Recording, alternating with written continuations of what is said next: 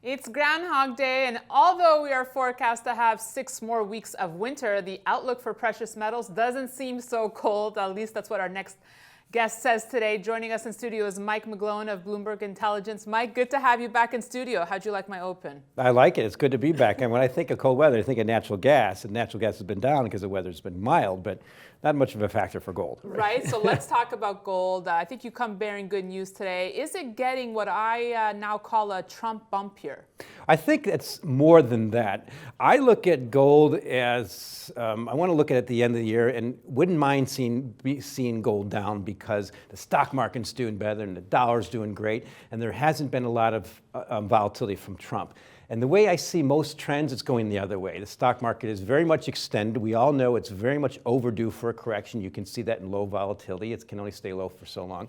The dollar has been taking, it's coming back a little bit this year, but for the last 2, 3, 4 years, it's very extended.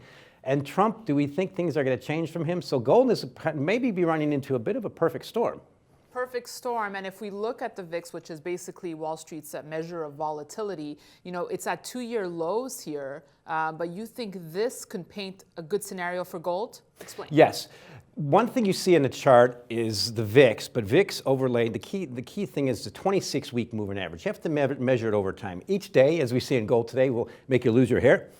But how low, it's at the lowest level it's been in 2 years. It's just unsustainably low based on history. And generally, it'll revert higher from here. So if the VIX goes higher, we generally know what that means. Higher volatility, generally lower stocks is generally good for gold. And that's kind of what I think the gold market's looking forward to. Because you can see in the chart, gold started to pick up. The VIX is still very low, but we're just seeing a few signs of some volatility coming back into the stock market. Okay, so do you feel it just has to break out because it's been low so long? Well, that's the thing about volatility. It can stay low for a long time, right. But just based on history, it doesn't stay this low that long, and hasn't. And the last time it got near certain levels, it was near a pretty significant low in the market.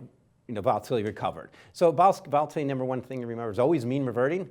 At some point, it's going to mean revert higher. Right. It's a question of time. Well, we've seen a lot of fund managers just take a contrarian bet on gold just based on that VIX chart. So let's talk about another metal you're liking, platinum. What's in its future, Mike? Well, the thing not so much like, but just have to really acknowledge about platinum. Yeah. It's basically underpriced to virtually every other asset out there. Most notably, first of all, its main nemesis or adversary, palladium. It's cheap to palladium. It's cheap to gold. It's cheap to copper. It's cheap to silver. It may be cheap, but relatively valued over a long-term historical basis is very low. And the number one source of demand for platinum isn't really auto catalysts. That's a key source of demand, but it's jewelry. And I just look at relative value.